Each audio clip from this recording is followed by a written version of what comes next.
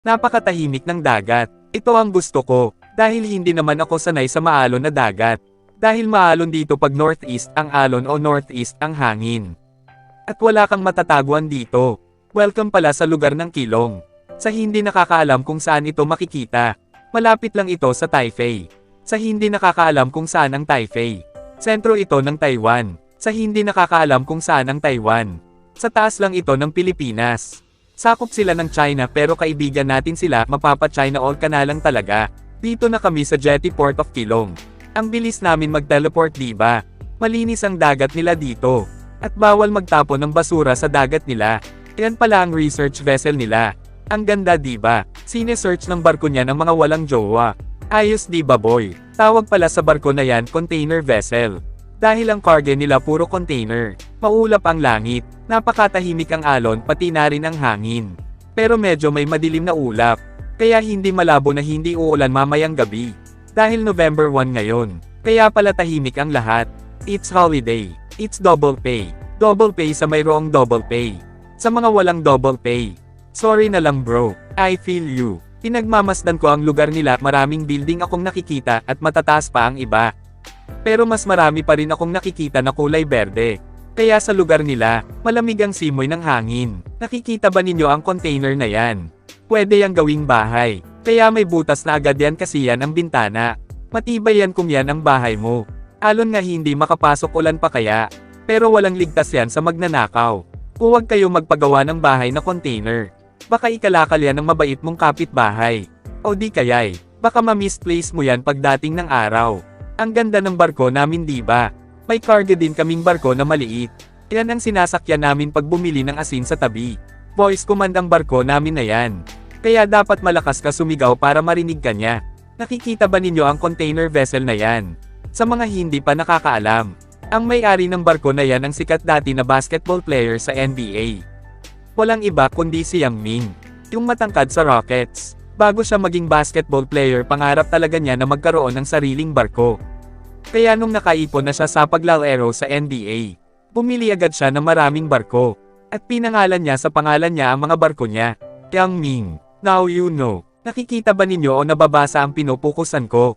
Yan ang attitude ng mga babae pag sila ay nagagalit na walang dahilan. O di kaya'y mainit ang ulo na hindi naman sila inaano. Kaya mga boys, kung ganyan ang attitude ng girls ninyo, isa lang ibig sabihin yan. May Tokyo yan. Kaya malamang made in Japan ang girls ninyo. Pero okay lang yan dahil heavy duty naman yan. Kahit may Tokyo ang girls ninyo, huwag mo lang pansinin. Dahil kulang talaga sa pansin ang ganyang attitude. Fire plan. Ibig sabihin kung may sunog. Diyan ninyo makikita kung ano ang plano ng sunog. Pati sunog may plano na rin ngayon. Astig, diba? Buti pa ang sunog may plano. Baka ikaw wala ka pang plano. Kaya huwag mo sunugin ang buhay mo. Restricted area. Authorized personnel only. Ibig sabihin hindi ka pwede dyan boy. Kung wala kang ID. Dahil delikado ang lugar na kinalalagyan mo. Kaya gamitin mo palagi ang look, stop, and listen. Para hindi ka mapahamak. Masisira ang buhay mo. Kaya huwag ka basta papasok sa buhay ng tao. Kung hindi ka naman authorized. Ang sakit, diba? It's really hurts kung sa English. Ayos, diba boy? Close in case of fire. Ibig sabihin boy, masyado ka daw dikit kaya nagkaroon ng fire. Distansya amigo. Para maiwasan ang apoy. Huwag mo bigyan ng dahilan para magkaroon ng apoy. Dahil mahirap patayin ang apoy. Kung sa mga oras na ito wala kang ginagawa, tipuin mo ang iyong alaga. Aso man yan o pusa. Meron tayong simple instructions. Break the glass daw. Kaya kung makakita ka ng ganyang nakasulat, walang mihay, mihoy, basagin mo agad boy ang salamin. Huwag ang mukha mo, dahil wala nang babasagin dyan. Tapos mong gawin, take the key daw. Kaya kunin mo agad ang susi. Baka maunahan ka pa ng iba. Baka yan ang susi para sa pag-angat ng buhay mo. Ano pa ang hinihintay mo? Emergency generator. Alam mo ba kung saan ginagamit ang emergency generator o baka ikaw hindi mo rin alam? Sa mga hindi pa nakakaalam, ngayon malalaman muna, dahil sabihin ko sa'yo, ginagamit ang emergency generator, in case of emergency. Kaya kung may emergency generator kayo, gamitin niyo lang yan in case of emergency. Now you know. Paki-subscribe naman ang YouTube channel ko kung hindi ka pa taken. Salamat. Yan ang makina ng emergency generator dito sa barko. Rolex ang brand niyan at gawang Japan. Kita mo naman sa kulay palang solid na solid na.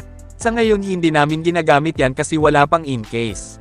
May sariling kwarto siya para magkaroon siya ng privacy. Sige next video ulit marami pa akong ituturo sa inyo kung hindi ka busy.